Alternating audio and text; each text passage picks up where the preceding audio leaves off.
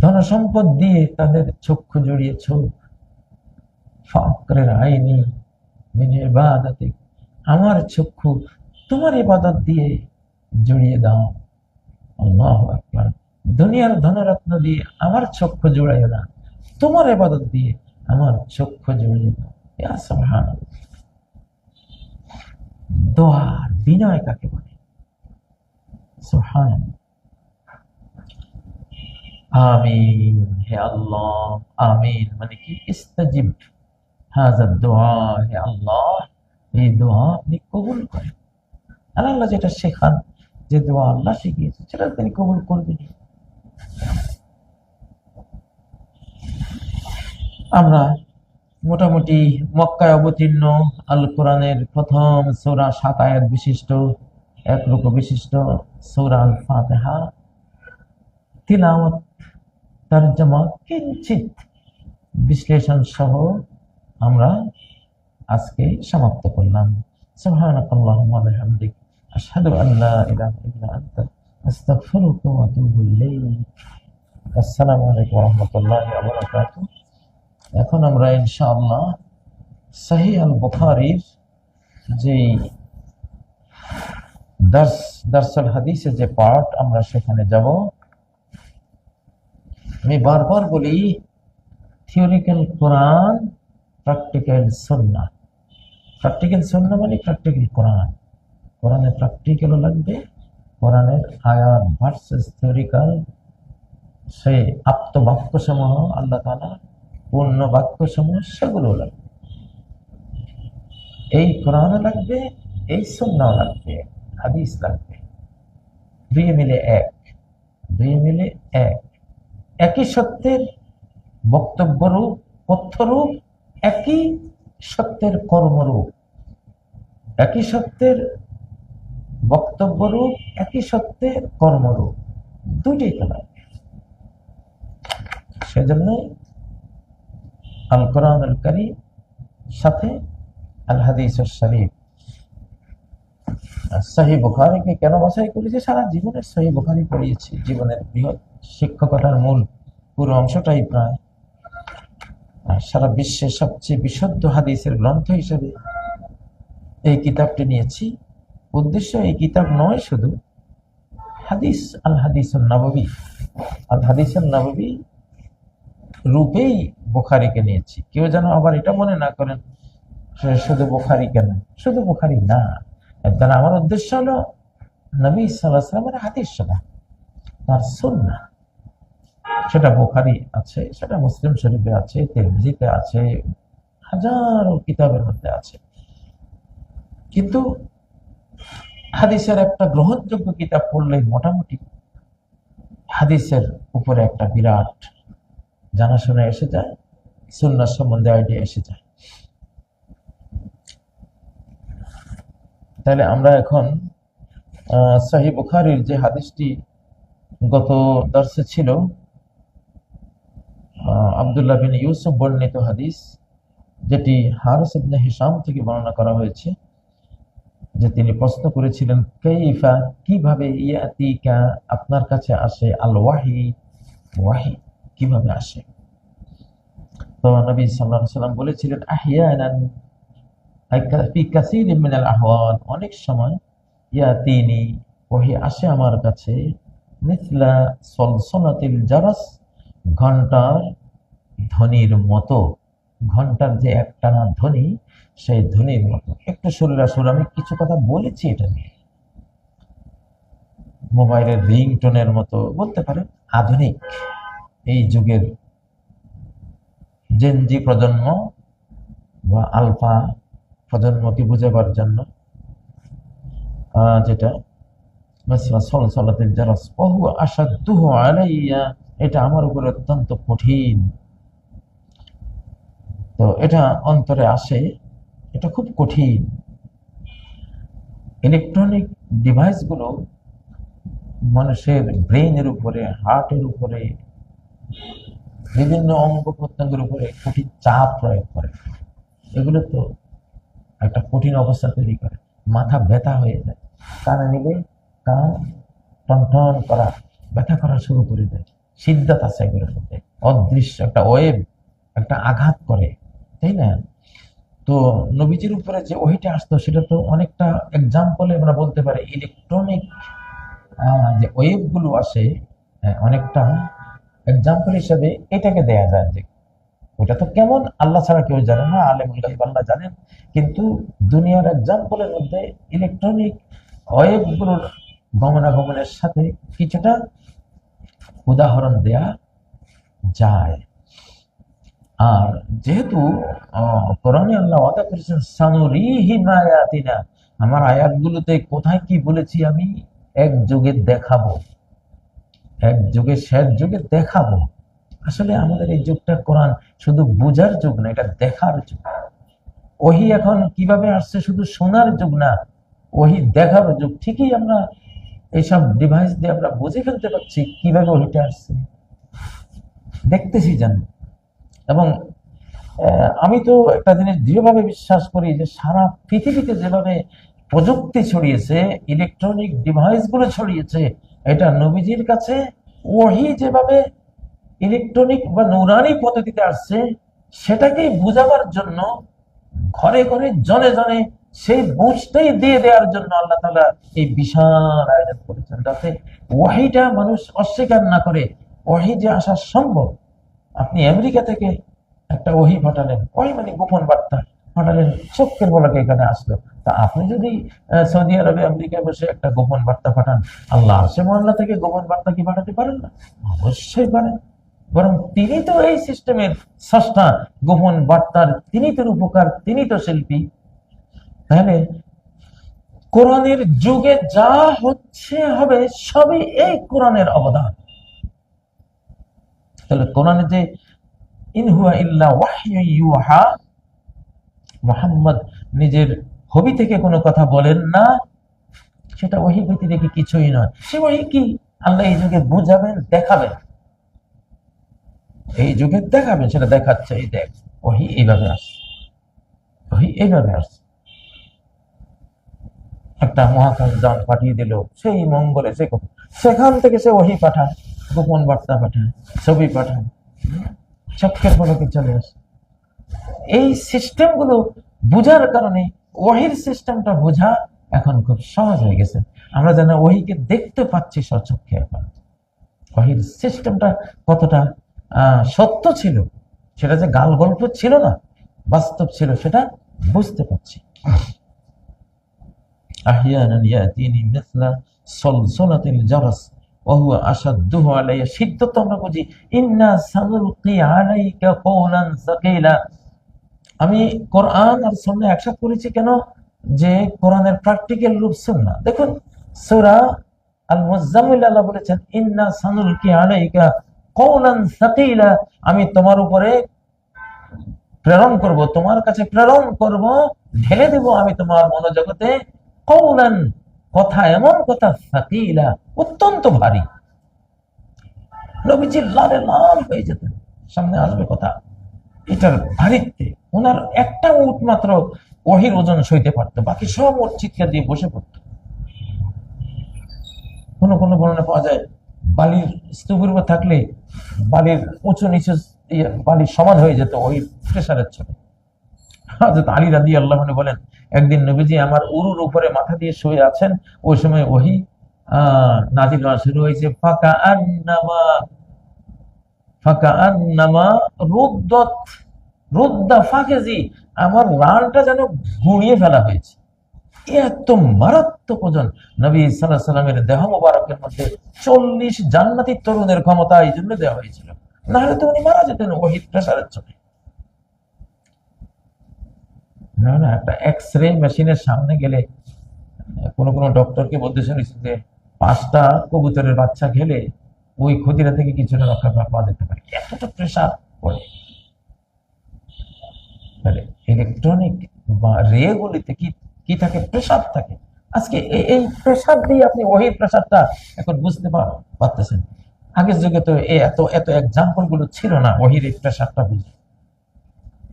এখন এটা বোঝা যায়, বোঝার মতো জিনিস আল্লাহ দিয়েছেন, আমাদেরকে সহজ করেছে। তাহলে কোরআনে আছে, আমি তোমাকে অনেক ভারী বাণী ওহী রূপে প্রেরণ করব। হাদিসে তার বাস্তব রূপ, যে ওহীটা যখন ঘন্টার ধ্বনির ন্যায় আমার কাছে আসে, কঠিন এক পরিস্থিতি তৈরি হয়। তাহলে সাকিলা, কওলান সাকিলা, ভারী কথা, এবং ভারিত্বের অনুভব, ভারিত্ব অনুভব করেছেন, ভারিত্বে আক্রান্ত হয়ে গেছেন তিনি। যেটা সূরা মুজাম্মিলে আয়াতে বলেছেন, সেটা সহিহ বুখারীর হাদিসে বাস্তব প্র্যাকটিক্যাল সিনারিওটা আপনি দেখেছেন। এজন্যই কোরআন লাগে, হাদিস সুন্নাহ লাগে। সালাতুল জারস ওয়া আশাদ্দুহু আলাইয়া ফায়াফসিমু আন্নী ওয়া ক্বাদ ওয়াইতু আনহু মা ক্বাল। ইলেকট্রনিক জিনিসগুলো গোপনে এসে কিন্তু কমপ্লিট হয়ে যায়। ছট করে একটা বার্তা এসছে, মোবাইলটা একটু কেঁপে উঠছে, তাই না? পরে দেখলেন যে বিশাল 20-30 লাইনের একটা বার্তা চলে এসছে। কারণ এটা সূক্ষ্মভাবে আসে তো তাৎক্ষণিক এটা রেকর্ড হয়ে যায়। তো নবীজি ঠিক বলছেন যে যখন এটা অনেকটা নুরানি ভাবে ইলেকট্রনিক এর মতো এটা আসে, তখন সাথে সাথে আমার অন্তরে এটা রেকর্ড হয়ে গেল। আমাকে এটা মুখস্থ করতে হয় না, অলরেডি এটা ভিতরে সেন্ড ডাউন হয়ে গেছে রব্বুল আলামিনের পক্ষ থেকে, হয় ফেরেশতার মাধ্যমে, নয় ডাইরেক্ট ওনার কাছ থেকে। হয় অবসেমনি, তো ওহির সে অবস্থা আমার থেকে বিচ্ছিন্ন হয়, সে অবস্থা, এখানে একটা অবস্থা তৈরি হতো। ওহি আসা শুরু হলে নবীজি চাদর দিয়ে নিজেকে ঢেকে ফেলতেন, কারণ ঘামে ভেসে যেতেন, চেহারা লাল হয়ে যেত টকটকে, প্রেসারের চোটে। লাকাদ খাশিতু আলা নাফসি, তিনি প্রথম ওহি যেটা আসছিল ওটার প্রেসারে তিনি বলেছিলেন, সামনের হাদিসে আপনারা পড়বেন, খাদিজার কাছে গিয়ে বলেন, লাকাদ খাশিতু আলা নাফসি, আমি তো নিজের জীবনের ব্যাপারে ভয় পেয়ে গেছিলাম, মনে হয় বাঁচবো না, শেষ, এমন একটা প্রেসারে আমি পড়ছি। কত কষ্ট করে এই ওয়াহির কোরআন নবীজি রেখে গেছেন। যত আয়াত নাযিল হয়েছে ততবার চাদর দিয়ে ঢেকে শরীর, শীতকালে কঠিন শীতের, আরাবিয়ান শীত কত কঠিন আরব দেশে তৎকালীন, সে বরফ পড়া শীতের দিনেও ঘামে ভেসে গেছেন, কতটা কষ্ট পেয়েছিলেন। এই জন্য ভোগীর কাজ আলেম হওয়া নয়, ভোগীরা আলেম হয় না, ভোগের দ্বারা ইলমে দ্বীন আসে না, কষ্টের দ্বারাই মানুষ আলেম হয়, ইলমে দ্বীন প্রাপ্ত হয়। কষ্ট করতে হয়, পরিশ্রম করতে হয়। এই হাদিসে ইমাম বুখারী নিয়েছেন, এদের কষ্টের কথা কি বলবেন। 1 মাস সফর করে একটা হাদিসের জন্য গিয়েছেন, গিয়ে দেখলেন যে ওস্তাদের ঘোড়া ছুটে গেছে, তিনি ঘোড়াকে কাছে টানার জন্য একটা টুকরি, খালি টুকরি দিয়ে ঘোড়াকে লোভ দেখাচ্ছেন যে এই টুকরিতে ঘাস আছে, তুমি আসো, তোমাকে ঘাস খাওয়াবো। ঘোড়াকে তিনি প্রলোভন দিচ্ছেন, কিন্তু ইমাম বুখারী টুকরির দিকে তাকিয়ে দেখলেন টুকরিতে ঘাস নাই। তিনি 1 মাস কি গণধর্ম সফর করে তিনি এসেছিলেন, কিন্তু তিনি বুঝলেন যে মানুষটা একটা অবলা প্রাণীকে ধোকাটা দিল, সে যা আমাকে ধোকা দেবে না হাদিসের ক্ষেত্রে, এটার কি করবো না, এই ওস্তাদ থেকে আমি হাদিস নেব না। 1টা মাসের সফর ওনার বেকার গেল, সাথে সাথে ফেরত চলে গেছেন, ওনার থেকে হাদিস নেন নাই। ঘোড়াকে ধোকা দিয়েছেন, আমাকে ধোকা দিতে পারে। আস্তাগফিরুল্লাহ। বহুত পরিশ্রম করেছেন, বহুত। হাদিসের ছাত্ররা ক্লাস পাওয়ার জন্য তারা আগের দিন সকালে এসে, পরের দিন সকালে ক্লাস হবে, আর আগের দিন এসে বসে থাকবে ক্লাসে। ওস্তাদ আসবে, সময় হয়েছে, পেশাব লাগছে, এখন পেশাবের জন্য বাইরে গেলে আর এই জায়গা আমার কপালে চলবে না, পাবো না, তখন চাদরের মধ্যে পেশাব করে ওখানে বসে গেছে। পরে নামাজের টাইমে গিয়ে চাদর ধুয়ে গোসল টোসল করে সালাত করেছে। এক হাদিসের ছাত্র বলল, একটু মাছ খাবো, মাছ খাবো, মাছের জন্য একটু খুব লোভ হলো, কিন্তু ওস্তাদ আসে ক্লাস শেষে, আরেকজন আসে ক্লাস শেষে, সময় পাইনি। একদিন হঠাৎ এক ওস্তাদ অসুস্থ, এখন উনি আসবেন না, আমি তাড়াতাড়ি বাজারে গিয়ে মাছ কিনলাম। পরে খবর হইলাম যে না, ওস্তাদ ক্লাস করবেন, রান্নার টাইম নেই, কাঁচা খেয়েছি, কাজে মাছটা কাঁচা খেয়ে ক্লাসের দিকে দৌড়েছি। ইমাম সাহাবী বলতেন যে আমাদের সমাজে যখন খোরাসান, আফগানিস্তান, কাজাকিস্তান, তাজিকিস্তান এসব অঞ্চল, হাদিসের এসব অঞ্চল দিয়ে কেউ যদি দৌড়তো, রাস্তায় আমরা দেখলাম একটা লোক দৌড়াচ্ছে, জান প্রাণ দিয়ে দৌড়াচ্ছে, তখন আমরা বলতাম ইম্মা সাহেবু হাদিসিন আও মাজনুন, এই লোকটা হয় হাদিসের ছাত্র আর না হয় পাগল। কারণ এরকম দৌড়ায় হয় পাগলে, আর আমাদের সমাজে হাদিস যারা সংগ্রহ করতে যায় তাদেরকে এরকম দৌড়তে হয়, কারণ জায়গা পাওয়া যায় না। এমন হাজার হাজার ছাত্র এসে মৌমাছির মতো সেখানে জায়গা নেয়। কষ্টের জিনিস তো। স্বয়ং সাইয়্যিদুল মুরসালিন প্রত্যেকটা ওহীর সময় এরকম কষ্ট করেছেন যে কষ্ট আপনাকে দিলে আপনি মারা যাবেন সাথে সাথে। 40টা জান্নাতি তরুণের ক্ষমতা নিয়ে তার এই অবস্থা ছিল। ফায়াফসিমু আন্নী ওয়াকাদ ওয়াইতু আনহু মা ক্বাল ওয়া আহইয়ানান ইয়াতামাসসালু লিয়াল মালাকু রাজুলা। আবার কখনো মালাক বা ফেরেশতা মানুষের ছবিতে আসতেন। ফেরেশতারা নূরের তৈরি, এটা শাক্কাল আশকালিল মুখতালিফা, যে কোনো শাকাল সূরত ছবি তারা ধরতে পারেন, ভালো ছবি ধরেন। জিনেরা ভালো খারাপ সব ছবিতে রূপান্তর হয়, কিন্তু ফেরেশতারা শুধু ভালো ছবিতে রূপান্তর, খারাপ ছবিতে রূপান্তর হন না। তো এবং মানুষের মধ্যে যারা খুব সুশ্রী, সেই রাজকীয় ফিগারের মানুষ, শান্ত সৌম্য ভদ্র, সেসব মানুষের ছবি ধরেন। দাহিয়াতুল কালবি রাদিয়াল্লাহু তাআলা তিনি সাহাবীদের মধ্যে এরকম রাষ্ট্রদূত বানিয়ে নবীজি তাকে প্রেরণ করতেন, রাজকীয় ফিগারের মানুষ ছিলেন। তো জিবরাইল আমিন মাঝে মধ্যে ওনার ছবি ধরে আসতেন, দাহিয়াতুল কালবি রাদিয়াল্লাহু তাআলার ছবি ধরে আসতেন। তো ফেরেশতা যখন আসতেন তখন তো সেটা ইলেকট্রনিক পদ্ধতির মতো না, সেটা সহজ। ফেরেশতা আসছেন, ওইভাবে আসলে নবীজিকে একটা প্রচন্ড মানে একটা ওয়েভের যে প্রেসার, কোরআনিক ওয়েভের, নুরানি ওয়েভের, ইলেকট্রনিক ওয়েভের মতো যে প্রেসারটা আসতো সেটা আসতো না। ফায়ুকাল্লিমুনি ফাআই মা ইয়াকুল, ফেরেশতা আমার সাথে কথা বলতেন, তখন আমি মুখস্থ করতাম যা তিনি বলতেন। এখানে মুখস্থ করা লাগতো, কারণ তিনি বলছেন, এটা কোনো ইলেকট্রনিক মেসেজ নয় যে ওই পদ্ধতির নুরানি মেসেজ নয় যে আমার অন্তরে সরাসরি এসে গেঁথে গেছে। এটা হলো উনি মুখে বলবেন, আমি কানে শুনবো, অন্তরে যাবে, আমি মুখস্থ করবো। মানে সাধারণ আমাদের যে মুখস্থ করার পদ্ধতি এইরকম। আজকে আমি এখানে রাখবো, যেহেতু আজান হয়েছে। ফাআই মা ইয়াকুল এই পর্যন্ত থাকলো। আগামী সবকে ইনশাআল্লাহ এখান থেকে শুরু করব। সুবহানাকাল্লাহুম্মা বিহামদিক আশহাদু আল্লা ইলাহা ইল্লা আনতা আস্তাগফিরুকা ওয়া আতুবু ইলাইক। আসসালামু আলাইকুম ওয়া রাহমাতুল্লাহি ওয়া বারাকাতুহু। আসসালামু আলাইকুম ওয়া রাহমাতুল্লাহি ওয়া বারাকাতুহু। আলহামদুলিল্লাহি রাব্বিল আলামিন ওয়াসসালাতু ওয়াসসালামু আলা সাইয়্যিদিল মুরসালিন ওয়া আলা আলিহি ওয়া সাহবিহি আজমাইন, আম্মা বা'দ। প্রিয় দর্শক শ্রোতা ভাই বোনেরা, আল কোরআনুল কারীম এবং আল হাদিসুন নববী আশ-শরীফের ছাত্রছাত্রীরা, আশা করি আপনারা সকলে ভালো আছেন। আলহামদুলিল্লাহ, আল্লাহ তাআলা আমাকে ভালো রেখেছেন। কিছুক্ষণের জন্য আমরা ঈমান দিয়ে জ্ঞানকে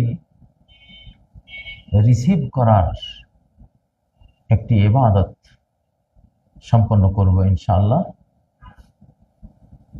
আলোর জগতে আমরা জার্নি করব, যেই জার্নির একেবারে শেষ প্রান্তে রয়েছেন রব্বুল আলামিন। তার থেকেই এই ঈমান, এই জ্ঞানের এই নূর আমাদের কাছে এসেছে। আমরা সেগুলো চর্চা করব তাকে পাওয়ার জন্য, আল্লাহ প্রাপ্তির জন্য। কারণ এই ইলম দিয়ে আল্লাহকেই চাইতে হয়, আখিরাত চাইতে হয়, আল্লাহর সাথে সংশ্লিষ্ট, আল্লাহর প্রিয় যা কিছু সেগুলি চাইতে হয়।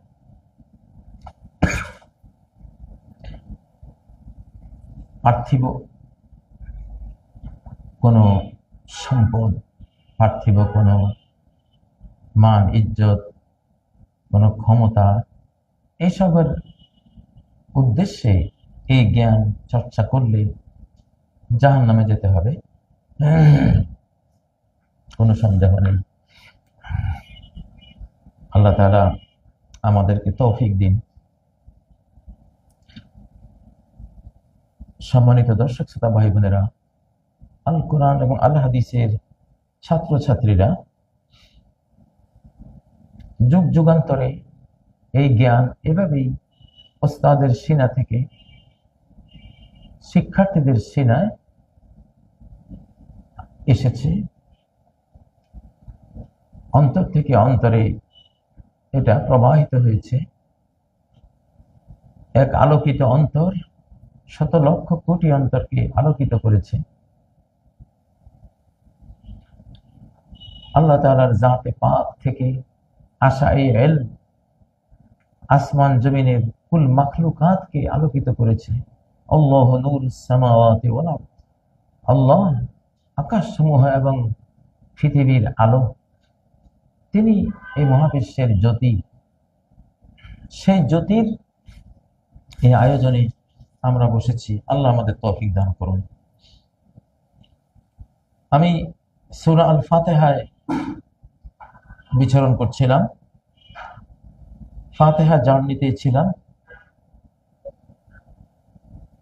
ইহদিনাস সিরাতাল মুস্তাকিম সিরাতাল লাযীনা আন'আমতা আলাইহিম, এই আয়াত দুটো নিয়ে গত সবকে দার্স দিয়েছিলাম।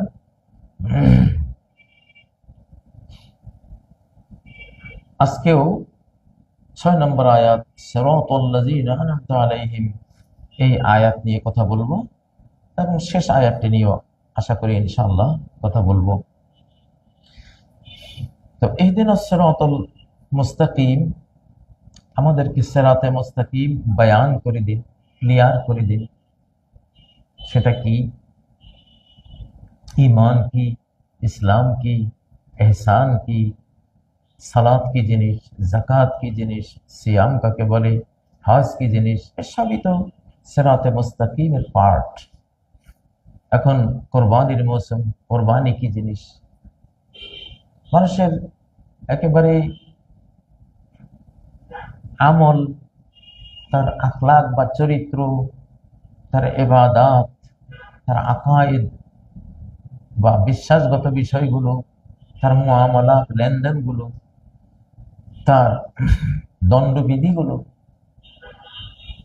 এই সব ক্ষেত্রে সিরাতে মুস্তাকিম বিস্তৃত রয়েছে। ফরজ, ওয়াজিব, সুন্নাত, মুস্তাহাব, মুবাহ বা সাধারণ বৈধ জিনিস, এই 5টি স্টেজে, 5টি পথেই সিরাতে মুস্তাকিমের বিষয়গুলো জড়িয়ে আছে।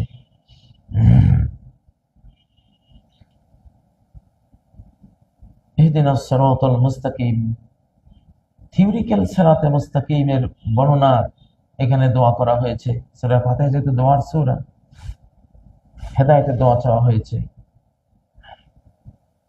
আর কোনো দোয়া সুনির্দিষ্টভাবে চাওয়া হয়নি।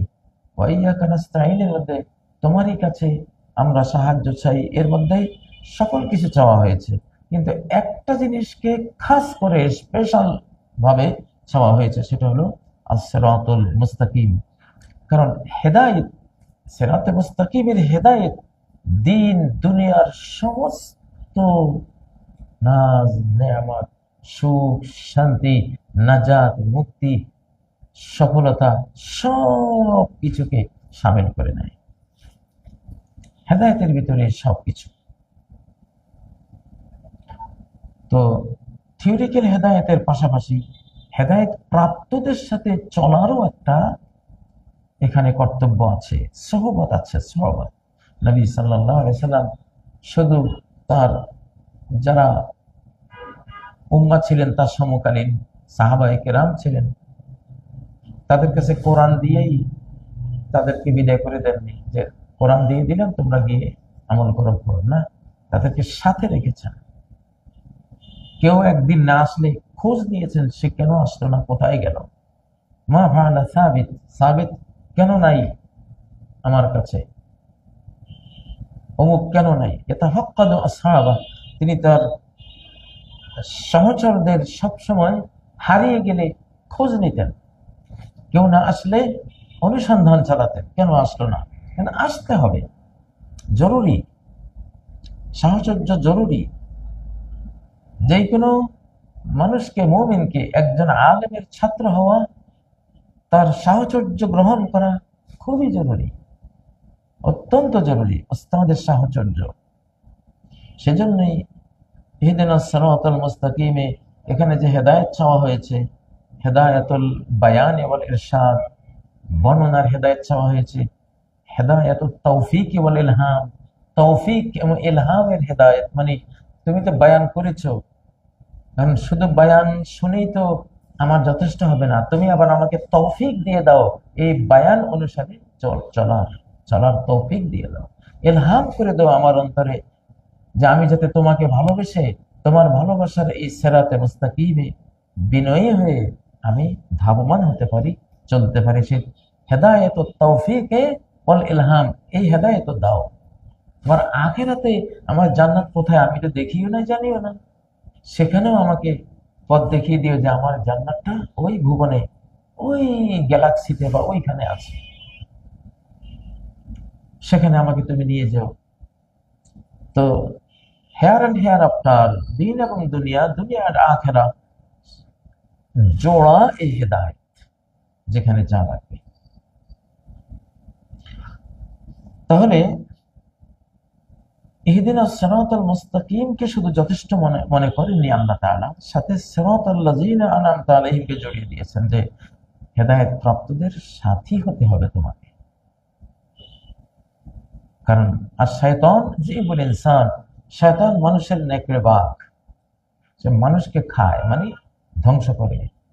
যেমন হরিণ, কোন হরিণের পাল থেকে বিচ্ছিন্ন হলে তখন নেকড়ে বাঘ তাকে টার্গেট করে, বা পাল থেকে বিচ্ছিন্ন করেই টার্গেট করে, গোটা পালকে একসাথে টার্গেট করতে পারে না। শয়তানও মানুষ জামাতবদ্ধ থাকলে ওখানে টার্গেট করতে পারে না, একলা হলেই টার্গেট করে। এই জন্য সাহচর্য প্রয়োজন। হেদায়েত প্রাপ্তদের সাহচর্য এক অমূল্য রতন। কত পাথরের মতো পাষাণ হৃদয়ের মানুষও মোমের চেয়েও বিগলিত হয়ে গেছে হেদায়েত প্রাপ্তদের সাথী হয়ে। হৃদয় থেকে হৃদয়ে নূরগুলো চলে যায়, আবেগগুলো চলে যায়, একটা পুণ্যাত্মা থেকে আরেকটি আত্মায় পুণ্যের সেই আলো বিচ্ছুরিত হয়ে যায়। সেজন্য সহবত লাগে। আজকে এটা বড় অভাব আমাদের সমাজে। মানুষ বই পড়ে, ওয়াজ শোনে, কিন্তু আলেমের সান্নিধ্যে যেতে চায় না। পীর মুরিদির একটা তরিকা আছে, কিন্তু সেটা না, সেখানে আর কয়জন এবার যায়, সেখানে অনেক কুসংস্কার জড়িয়ে গেছে। কিন্তু একজন আলেমের ছাত্রের মধ্যে কোনো কুসংস্কার থাকে না। একজন ওস্তাদের কাছে কোটি কোটি ছাত্ররা যায়, পড়ে, অঙ্ক শিখতে যায়, ইংরেজি শিখতে যায়, সায়েন্স শিখতে যায়, তেমনি দিন শিখতেও ওস্তাদ লাগবে। এখানে কোনো কুসংস্কার নেই। এটা নবীজি থেকে শুরু করে এই পর্যন্ত চলমান একটি পুণ্যময় ধারা, নৌরানি ধারা। এজন্য আলেমদের ছাত্র হতে হবে। কেন? তাদের সিনা থেকে নূরটা যাতে আপনার সিনায় চলে আসে। আমরা যেমন আলেমদের ছাত্র হয়েছিলাম, শত শত আলেমদের ছাত্র হয়ে আল্লাহ থেকে আসা এই নূর, আমরা আল্লাহ থেকে জিবরাইলের মাধ্যমে, মুহাম্মদ সাল্লাল্লাহু আলাইহি ওয়াসাল্লামের মাধ্যমে আসা এই নূরকে আমরা ধারণ করার চেষ্টা করেছি। যে যতটুকু পেয়েছে, যা তৌফিক আল্লাহ দিয়েছেন, আলহামদুলিল্লাহ, সেটা দিয়ে তারা আলোকিত হয়েছেন। তো জনগণের উচিত আলেমদের ছাত্র হওয়া। কারণ আলেম অভিশপ্ত নয়, আলেমের ছাত্র আলেমন ও মুতাআল্লিমুন, একজন আলেম কখনো অভিশপ্ত নয়। একজন আলেমের ছাত্র আলেমের ইলমের বরকতে সেও অভিশাপ মুক্ত, সেও অভিশপ্ত নয়। তো এজন্য সিরাতাল লাযিনা আনআমতা আলাইহিম এটা লাগবে, হেদায়েতের জন্য এটা লাগবে। সেই জন্যই নবীজির ছাত্রদেরকে বলা হয় সাহাবী। তার সহবতে থাকা, তার সাহচর্য থাকা মানুষগুলো তার সহবতে ছিলেন, তার সাথী হয়েছিলেন। আজকে অনেক নাস্তিকরাও কমরেড, কমরেড কি সাথী, বিভিন্ন রাজনৈতিক দলেরও সাথী আছে, সদস্য আছে, নাস্তিকদের কমরেডও আছে। সাহাবী এটা নবীজি থেকেই আসা, ওনার থেকে নেওয়া, ওনার থেকে নিয়েছে। কেউ ভালো পথে ব্যবহার করেছে, কেউ মন্দ পথে ব্যবহার করেছে, কিন্তু মূল চেতনাটা, শিক্ষাটা, স্ট্রাকচারটা, ডিজাইনটা নবীজি থেকে আসছে। তিনি এটা করেছিলেন, একদম সাথী বানিয়ে নিয়েছিলেন। একটা ধান গাছ থেকে যেমন তার চারপাশে ধান গাছের চারাগুলো, কিশোরগুলো উদ্গত হতে হতে হতে চিকন একটা ধানের গোছা এতটুকু গোছায় পরিণত হয়। কাযারাইন আখরাজা শাতআহু ফাআযারাহু ফাস্তাওলাজা ফাস্তাওয়া আলা সুকি। একটা কিশোরয়, সে তার কিশোরগুলোকে আরো আরো আশপাশে অনেকগুলো কুল সে বের করলো, ফাস্তাওলাজা সেগুলো মোটা হলো, ফাস্তাওয়া আলা সুকি একবারে ঠায় দাঁড়িয়ে গেল শক্ত হয়ে। এত বড় গোছা ধান গাছ যারা লাগান, দেখেন না, একটা লাগান একটার পরে এতগুলো হয়, শক্তিশালী হয়। একটা সহবত মানে সাথিত্ব, সাহচর্য, একসাথে থাকার একটা সিস্টেম তৈরি হয়, তাহলে সেটা অনেক মজবুত হয়। এই জন্যই আলেমদের সহবত লাগে, সাহচর্য লাগে। সিরাতাল্লাযীনা আন'আমতা আলাইহিম, আমাদেরকে দেখিয়ে দেন তাদের পথ যাদেরকে আপনি নিয়ামত দিয়েছেন। সরল সঠিক পূর্ণ পন্থা মোদের দাও গো বলি, চালাও সে পথে যে পথে তোমার প্রিয়জন গেছে চলি। গোলাম মোস্তফা সাহেব সুন্দর অনুবাদ করেছে। তো সিরাতাল্লাযীনা আন'আমতা আলাইহিম, এখন এখানে প্রশ্ন হলো যে তাদের পথ যাদেরকে আপনি নিয়ামত দিয়েছেন, এরা কারা? সূরা নিসা আল্লাহ তাআলা বর্ণনা করেছেন, মিনান নাবিয়্যিনা ওয়াস সিদ্দীকিনা ওয়াশ শুহাদা'i ওয়াস সালিহিন। নবী, সিদ্দীক, শহীদ, সালেহিন। নবী কারা? যারা আল্লাহর পক্ষ থেকে সংবাদপ্রাপ্ত মেসেঞ্জার। সিদ্দিক কারা? পরম সত্যবাদী, ইসলামে যা সে মুখে বলে, ইসলামের বাণী তা সে বাস্তবে, সেই ক্ষেত্রে সে অন্তরে বিশ্বাস করে, অঙ্গ প্রত্যঙ্গ দিয়ে বাস্তবায়ন করে। সিদ্দিক আল্লাহর বাণী, রাসূলের বাণীকে সত্য বলে পরম ভাবে বিশ্বাস করে এবং নিজে ইসলাম সম্বন্ধে যা উক্তি করে পরম সত্য রূপেই উক্তি করে, বাস্তবে সে তা। সে যদি বলে আমি মুমিন, বাস্তবে সে মুমিন। সে যদি বলে হ্যাঁ আমি তাকে অনুশীলন করি, বাস্তবে সে তাকে অনুশীলন করে। সে যদি বলে যে আমি সালাত পড়ি, বাস্তবে সে একজন মুসাল্লি। সিদ্দিক পরম সত্যবাদী। আর শহীদ তো আমরা জানি, আল্লাহর পথে যারা জীবন দেয় তারা শহীদ। অসলেহীন, সলেহীন যারা সৎ, যারা যোগ্য,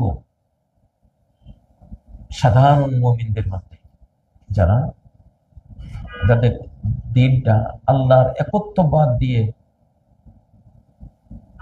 শিরিক মুক্ত হয়ে সালাহ অর্জন করেছে। আলা ওয়া ইন্না ফিল জাসাদি লামুদগা ইযা সালুহাত সালুহাল জাসাদু কুল্লু। জেনে রাখো দেহের মধ্যে এক টুকরো মাংসপিণ্ড আছে, এটি সৎ হয়ে গেলে গোটা দেহ সৎ হয়ে যায়, এটি অসৎ হয়ে গেলে গোটা দেহ অসৎ হয়ে যায়। আলা ওয়া হিয়াল কলব, জেনে রাখো সেটা হলো অন্তর। মানব জাতির সিনার ভিতরে থাকা অন্তর, কলব, হার্ট। তো এটাই সালাহের অর্থ। আচ্ছা, এখন একটি প্রশ্ন আসে এখানে যে শুধু কি হেদায়েত প্রাপ্তরাই পৃথিবীতে নেয়ামত ভোগ করে, সুখ ভোগ করে? বরং আমরা তো জানি যারা হেদায়েত পায়নি, কাফের, বেঈমান, নাস্তিক, বিভিন্ন আল্লাহ অস্বীকারী জাতি, তারা আরো বেশি নেয়ামত প্রাপ্ত, আরো বেশি ভোগ বিলাসে মত্ত তারা থাকে। তাহলে এখানে শুধু নবী, সিদ্দিক, শহীদ, সালেহিনরাই নিয়ামত প্রাপ্ত, অথচ বাস্তবে আমরা দেখি ওনাদের চেয়েও অন্যরা বেশি নিয়ামত প্রাপ্ত। সেই ফেরাউন, সেই নমরুদ, সেই সাদ্দাদ, সেই কওমে আদ, কওমে সামুদ, বর্তমান পৃথিবীতে মুসলিমরা ছাড়া, মুসলিম তো এখন, হ্যাঁ, মুসলিমদের চেয়েও তো আরো অনেক বিত্ত বৈভব ধনৈশ্বর্যে অন্যরা, হ্যাঁ, এগিয়ে আছে। তাহলে এখানে আনআমতা আলাইহিম, যাদেরকে আপনি নিয়ামত দিয়েছেন তাদের পথ দেখান, অর্থাৎ নবী, সিদ্দিক, শহীদ, সালেহ। তো নিয়ামত প্রাপ্ত হিসেবে তাদেরকে খাস করা হলো কেন? হ্যাঁ, এই প্রশ্নের একটা যথার্থ জবাব রয়েছে। সেটি হলো যে পরিণতির দিক থেকে আল্লাহ তাআলা নিয়ামত, সুখ আর দুঃখ পরিণতির দিক থেকে বিচার করেন। কোন লাক্সারিয়াস লাইফের শেষে যদি জাহান্নাম থাকে, তো এটা পুরোটাই জাহান্নাম। ওয়ায়াকুলুল কাফিরু ইয়া লাইতানি কুনতু তুরাবা, কাফির বলবে সেদিন, হায় রে, যদি মাটি হয়ে যেতে পারতাম। মৃত্যু কামনা করবে, যদি মরে গিয়ে মাটি হয়ে যেতে পারতাম, সেটা তো পারি না, মরতেও তো পারবো না, আজকে এই আগুনের কঠিন শাস্তি ভোগ করতে হবে। দুনিয়ার সবচেয়ে বেশি নেয়ামত প্রাপ্ত কাফেরকে জাহান্নামে একবার ছুঁয়ে চোখের পলকে তাকে তুলে আনা হবে, জিজ্ঞাসা করা হবে, তুমি সুখ বলতে কোনো কিছু ভোগ করেছিলে পৃথিবীতে? সে বলবে, জাহান্নামের এই চোখের পলকে রেখে আমাদের তুলে আনলেন। শরীরের রন্ধ্রে রন্ধ্রে এমন দুঃখ, বেদনা, যন্ত্রণা প্রবেশ করেছে। সুখ কাকে বলে এই শব্দটাই আমার জানা নেই। আমি জীবনে কোনোদিন সুখ বলতে কি আমি পাইওনি, আমি জানিও না। এই জন্যই বেঈমানের নেয়ামতকে আল্লাহ তাআলা নেয়ামত বলেন না, এটা গজব এবং দালাল। ওই যে সামনে গজব মাগদুব আলাইহিম এবং ওয়ালাদ-দাল্লিনের মধ্যে বুঝিয়ে দিয়েছেন যে ঈমান ছাড়া, ইসলাম ছাড়া, তাকওয়া দ্বীন ছাড়া, সৃষ্টিকর্তার ইবাদত বন্দেগী ছাড়া, তার ভক্তি বিশ্বাস ছাড়া যত বিলিয়ন ট্রিলিয়ন ডলার সহায় সম্পত্তি, ক্ষমতার মালিক হও না কেন, সবই অভিশাপ, সবই তোমার বিভ্রান্তি, শুধুই ভ্রম আর ভ্রম, ভুল, সবই হলো ভুল। জীবনের পাতায় পাতায় যা হবে লেখা, সবই হবে ভুল। কত বড়, কত বড় সাইকোলজিক্যাল, কত বড় মনোবিজ্ঞান, কত বড় দর্শন ইসলাম দিল, সুবহানাল্লাহ। তাহলে বেঈমান যা দুনিয়াতে ভোগ করে, এই প্রত্যেকটা ভোগের বিনিময়ে যাররা যাররা সুখ যা পৃথিবীতে ভোগ করেছে, প্রত্যেকটার বিনিময়ে এমন আযাব, পানিশমেন্ট, টর্মেন্ট সে ভোগ করবে। এগুলো নেয়ামত কি? এগুলি নেয়ামতের জায়গায় ওই কঠিন ভয়াবহ আযাবের সামনে প্রত্যেকটা হয়ে যাবে গজবের জিনিস, লানতের জিনিস আর বিভ্রান্তি, ভ্রমের জিনিস। এগুলি নেয়ামতের না। তাহলে এখন ক্লিয়ার হয়ে গেল, ঈমানহীনদের কাছে যত টাকাই থাকুক, যত সম্পত্তি থাকুক, যত জায়গা জমি থাকুক, যত BMW, যত মার্সিডিস, যত উড়োজাহাজ থাকুক, ভোগ বিলাসের যত আয়োজন থাকুক, প্রত্যেকটি আসলে আযাব। দুনিয়াতে আযাব, আসলে শান্তি নেই। এই জন্য তো আত্মহত্যা করে। সার্টিফিকেট আছে, শরীর সুস্থ আছে, ডলারের কোনো অভাব নাই, ব্যাংক ব্যালেন্স আছে, বাড়ি আছে কয়েকটা, স্ত্রী আছে, ছেলে মেয়ে আছে, তারপর আত্মহত্যা করে কেন? স্রষ্টাকে হারালে মানুষ সবই হারায়, হৃদয়ে শুধু আগুন জ্বলে, অশান্তি, সেজন্য আত্মহত্যা করে। তাহলে বুঝতে পারছেন, সিরাতাল্লাযীনা আনআমতা আলাইহিম, যে নবী, সিদ্দিক, শহীদ, সালেহিনদেরকে যা দিয়েছেন, আসলে সেটা কম হলেও সেটাই নিয়ামত। সেটা কষ্টের জীবন হলেও সেটা যেহেতু অনন্ত সুখ, শান্তি, নয়ন জুড়ানো প্রশান্তি নিয়ে আসবে, নিয়ে এসেছে তাদের রানিং পৃথিবীতেও, সেটাই তো নিয়ামত। সেই পথ চাই, সেই পথ দেখাও। মুনাফিক কাফেরদের নিয়ামত সম্বন্ধে আল্লাহ কি বলেছেন? সূরা তাওবা 2 বার বলেছেন, ফালা তুজিবুকা আমওয়ালুহুম ওয়ালা আওলাদুহুম, বেঈমানদের মুনাফিকদের তাদের সম্পদ, তাদের সন্তান, ধনবল জনবল দেখে অভিভূত হইও না। অভিভূত হওয়ার কিছু নেই, কারণ এগুলো আযাব। ইন্নামা ইউরিদুল্লাহু লিয়ুআযযিবাহুম বিহা, আল্লাহ চান এই সম্পদ দিয়ে, ধনবল জনবল দিয়ে তাকে একটা মানসিক আযাব দিবেন দুনিয়াতে, আর আখিরাতে তো জাহান্নামের আযাব আছে। আল্লাহ আযাবের জন্য সম্পদ দিয়েছেন। সম্পদ গুনতে গুনতে গুনতে জামা মালা ওয়াদাদা, খালি মাল জমা করে, রাত নাই দিন নাই, পরিশ্রম আর পরিশ্রম। স্ত্রীর কাছে যাওয়ার ওটার টাইম নেই, ছেলে মেয়েদেরকে দেখার সময় নেই, শুধু মাল আর মাল কামাই করতে করতে জীবন শেষ। ঘুমও নেই ঠিক মতো, হিসাব নিকাশ করতে করতে জান শেষ। একটা আযাব, কোনো বিশ্রাম নাই, কোনো আরাম নাই। শুধু কেবল 1 কোটি টাকা পেলে 2 কোটি টাকার লোভ, 2 পাইলে 4 কোটি টাকার লোভ, 4 পাইলে 8 কোটি টাকার লোভ, চিরভোগী। আসল আসল ভিখারি হলো সে। নাফসুল্লাহ তাসবার, যার মন কখনো ভরে না। চোখের এই ছোট ছোট 2টা গর্ত সারা পৃথিবী এই 2টারে ডাললেও এই 2টা ভরবে না। লোভীর চোখ এরকম। গর্ত দেখলে দেখতে ছোট দেখা গেলে কি, সারা পৃথিবী ডানলেও সে কবে হালমিন মাজিদ, আরো দাও। তো সিরাতাল লাযিনা আনআমতা আলাইহিম, আসলে আল্লাহ বলছেন কি, ইন্নামা ইউরিদুল্লাহু লিয়ুআযযিবাহুম বিহা ফিদ দুনিয়া ওয়া তাযহাকা আনফুসুহুম ওয়া হুম কাফিরুন। আল্লাহ তাআলা চান তাদেরকে দুনিয়াতে আযাব দিবেন, ফিল হায়াতিদ দুনিয়া, দুনিয়ার হায়াতে এই সম্পদ দিয়ে আযাব দিবেন। আর কাফের অবস্থায় অতি কষ্টে তাদের প্রাণ বায়ু বের হয়ে যাবে, দুনিয়ার মোহের কারণে, পাপের কারণে। তাহলে বেঈমানের সম্পদ দেখে অভিভূত হবেন না, বরং আল্লাহর কাছে পানা চাইবেন। কারণের সম্পদ দেখে, একটু আগে যারা বলেছিল ইয়া লাইতানা নাসলামা উতিয়া কারুন, হায়রে কারণের এত জাঁক জমক, এত জৌলুস, এত সম্পদ, হায়রে আমাদের যদি হতো। কিন্তু কিছুক্ষণ পরে যখন সে তলিয়ে যাচ্ছিল, তখন কি বললো, ওয়াকা আন্নাল্লাহ, হ্যাঁ ওয়াকা লাউলা আমান্নাল্লাহু আলাইনা লাখাসাবা বিনা, হায়রে সর্বনাশ, আল্লাহ দয়া করেছেন যে এত সম্পদ আমাদেরকে দেন নাই। ওর মতো এত টাকাওয়ালা হলে আমরাও তো এরকম মাটির নিচে তলিয়ে যেতাম। আল্লাহ আল্লাহ আল্লাহ তুমি বাঁচিয়েছো। ঈমান ছাড়া সম্পদ সম্পত্তি কি নেয়ামত না আযাব, নেয়ামত না লানত? লানত। দলিল কি, গায়রিল মাগদুবি আলাইহিম ওয়ালাদ-দাল্লিন, হেদায়েত পায়নি, তার সমস্ত দুনিয়ার ভোগের জিনিস, সুখের জিনিস হয়ে গেছে গজবের জিনিস, হয়ে গেছে লানতের জিনিস, হয়ে গেছে তার ভ্রমের জিনিস, তার অশান্তির জিনিস, অন্ধকারের জিনিস, তার হারিয়ে যাওয়ার জিনিস। সিরাতাল লাযীনা আন'আমতা আলাইহিম, এই সূরাটিতেও প্রতি রাকাতে আমরা পড়ি। এর প্রতি অক্ষরে অক্ষরে একটা দর্শন আল্লাহ দিয়েছেন। বিশাল বিশাল মানুষের দেহ জাগতিক, মনোজাগতিক, পারলৌকিক, ইহলৌকিক সমস্যাগুলোর সমাধান দিয়েছে।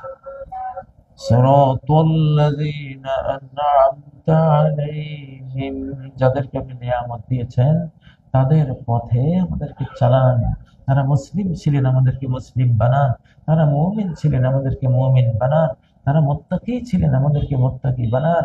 তারা মুসাল্লি ছিলেন, মুকিমুস সালাত ছিলেন, আমাদেরকে মুসাল্লি সালাত প্রতিষ্ঠাকারী বানান। তারা পবিত্র চরিত্রের অধিকারী ছিলেন, আমাদেরকেও পবিত্র চরিত্রের অধিকারী করুন। তারা ন্যায়পরায়ণ ছিলেন, জালিম ছিলেন না, আমাদেরকেও ন্যায়পরায়ণ বানান। তারা বড় দয়ালু প্রকৃতির মানুষ ছিলেন, রহমদিল ছিলেন, আমাদেরকেও দয়ালু বানান।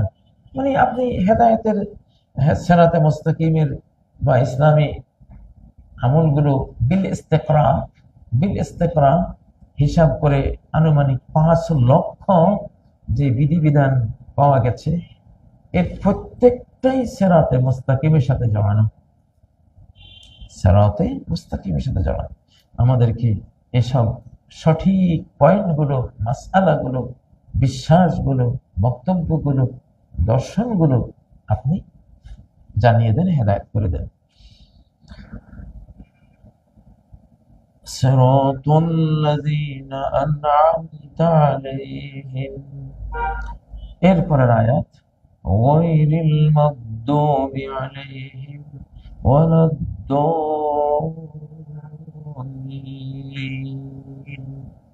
আমিন। এখন আন'আমতা আলাইহিম কারা? যারা ওদের বিপরীত, যারা গজব প্রাপ্ত, এবং ওদের বিপরীত যারা গোমরাহ, বিভ্রান্ত। অর্থাৎ নিয়ামত প্রাপ্তদের উপরে গজবও পড়েনি, নিয়ামত প্রাপ্ত যারা তারা বিভ্রান্ত হননি। নিয়ামত কাকে বলে? হেদায়েত সহ দুনিয়ার ধন রত্ন, হেদায়েত সহ, হালাল সহ, হেদায়েত সহ এক মুঠো পান্তা ভাত মস্ত বড় নিয়ামত। আর হেদায়েত ছাড়া বিশাল একেবারে 5 স্টার হোটেলে বুফে গিয়ে খাচ্ছেন, লানত, অভিশাপ, গজব এবং অশান্তি। আল্লাহু আকবার।